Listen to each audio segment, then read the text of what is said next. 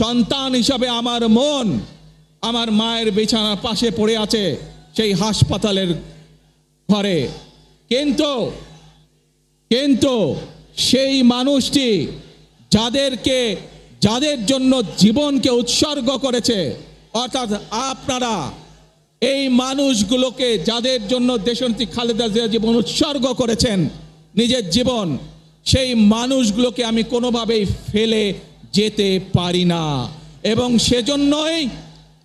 সেজন্যই আজ হাসপাতালে যাবার আগে আপনাদের প্রতি সহ টেলিভিশনগুলোর মাধ্যমে যারা সমগ্র বাংলাদেশে আমাকে দেখছেন, আপনাদের সকলের কাছে কৃতজ্ঞতা প্রকাশ করার জন্য আজ আমি এখানে দাঁড়িয়েছি আপনাদের সামনে।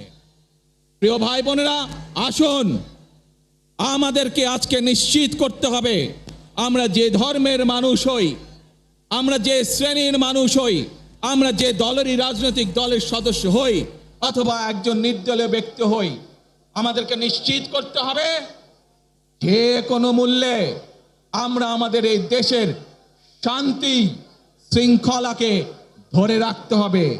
যে কোনো মূল্যে যে কোনো বিশৃঙ্খলাকে পরিত্যাগ করতে হবে।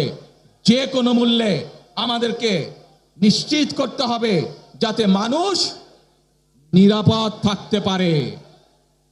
শিশু হোক, নারী হোক, পুরুষ হোক, যে কোনো বয়স, যে কোনো শ্রেণী, যে কোনো পেশা, যে কোনো ধর্মের মানুষ যেন নিরাপদ থাকে, এই হোক আমাদের চাওয়া আজকে। প্রিয় ভাই বোনেরা, আসুন প্রিয় ভাই বোনেরা, সবাই মিলে আজ আমরা প্রতিজ্ঞাবদ্ধ হই, সবাই মিলে করব কাজ।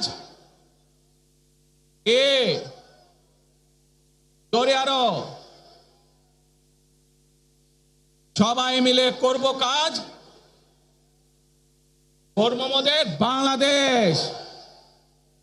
ইনশাআল্লাহ আপনাদের সকলের কাছে দোয়া আছে, আবারও সকলকে যে কোনো মূল্যে দেশে শান্তি শৃঙ্খলা রক্ষার আহ্বান জানিয়ে যে কোনো বিশৃঙ্খলাকে পরিহার করে ধৈর্যের সাথে মোকাবেলা করার আহ্বান জানিয়ে আমার বক্তব্য শেষ করছি।